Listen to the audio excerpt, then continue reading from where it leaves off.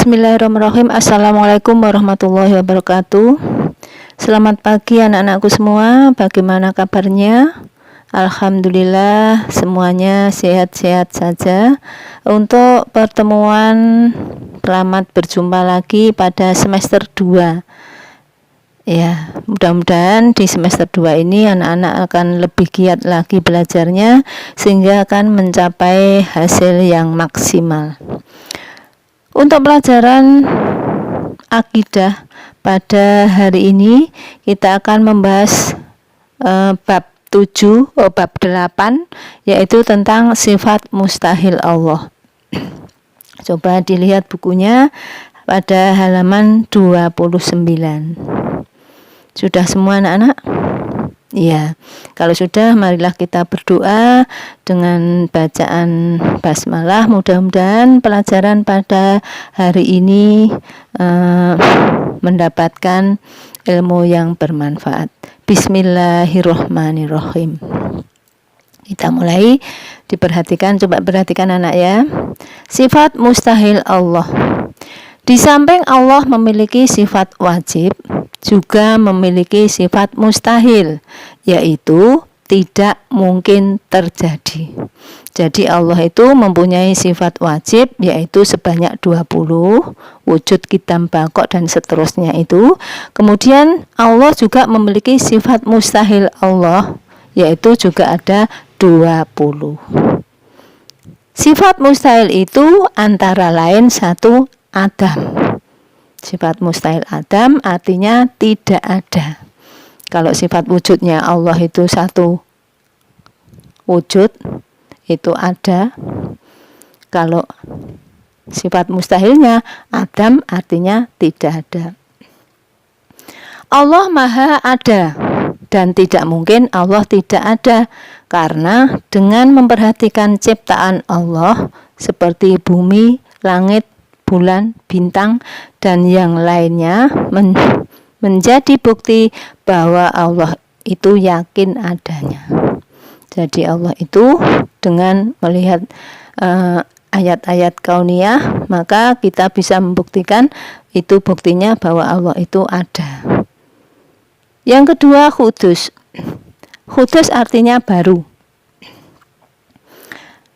Tidak mungkin Allah itu baru, sebab semua yang diciptakan Allah termasuk baru, dan yang baru itu yaitu makhluk.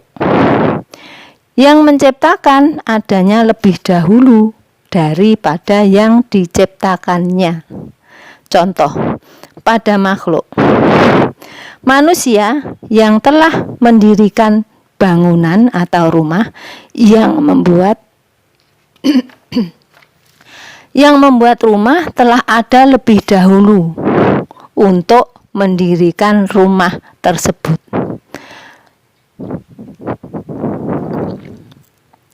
Bukti pula Allah Sang Pencipta, maka Allah ada lebih dahulu daripada yang diciptakannya.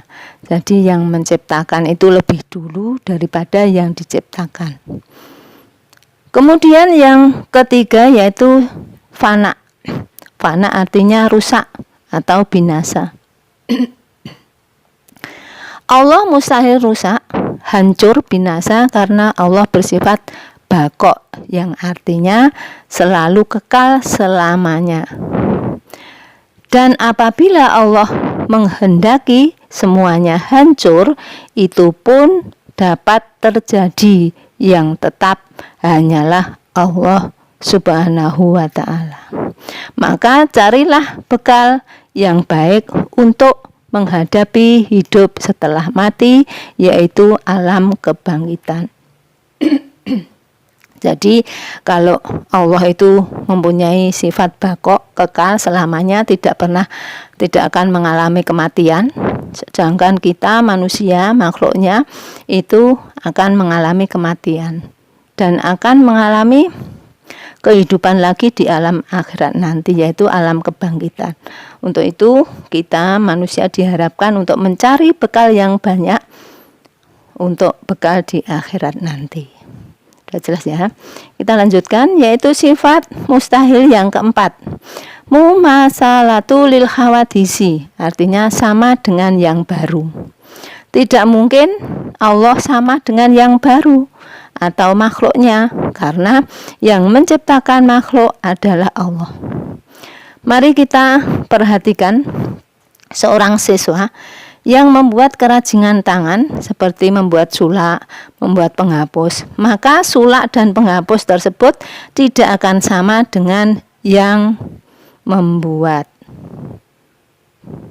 Yang dibuat tidak mungkin sama dengan yang dibuat.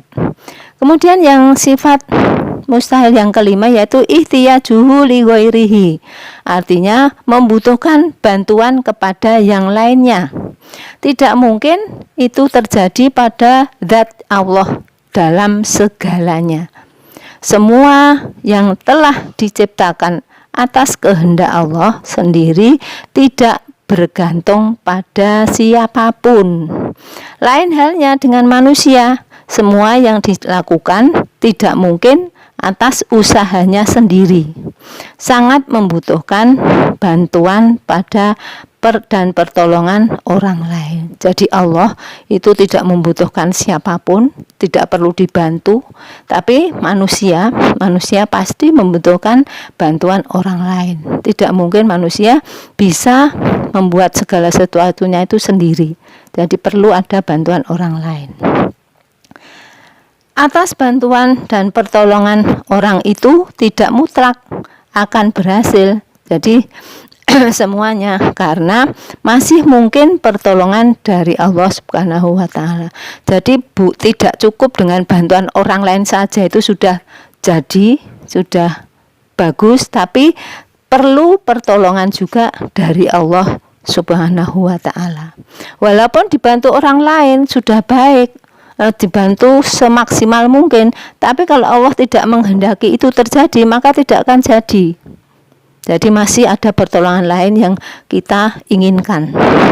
Jelaslah Allah selalu berdiri di atas dirinya sendiri, tanpa mengharapkan pertolongan dari siapapun.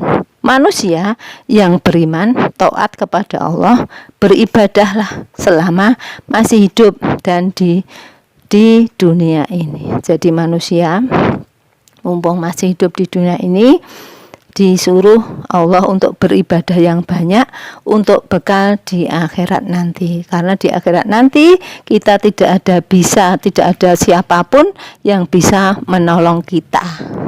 Jadi kita sudah hidup sendiri-sendiri di sana nanti. Jadi tanggung jawab kita, perbuatan kita yang kita lakukan sekarang ini nanti akan dipertanggungjawabkan sendiri di akhirat nanti. Sudah jelas anak-anak semua ya? Kalau sudah jelas, tugas anak-anak yaitu membaca kembali tentang sifat mustahil Allah. Kalau sudah, Bu Guru akhiri sampai di sini dulu pertemuan pelajaran akidah. Mudah-mudahan yang kita pelajari tadi bermanfaat bagi kita semua. Bu Guru akhiri, wassalamualaikum warahmatullahi wabarakatuh.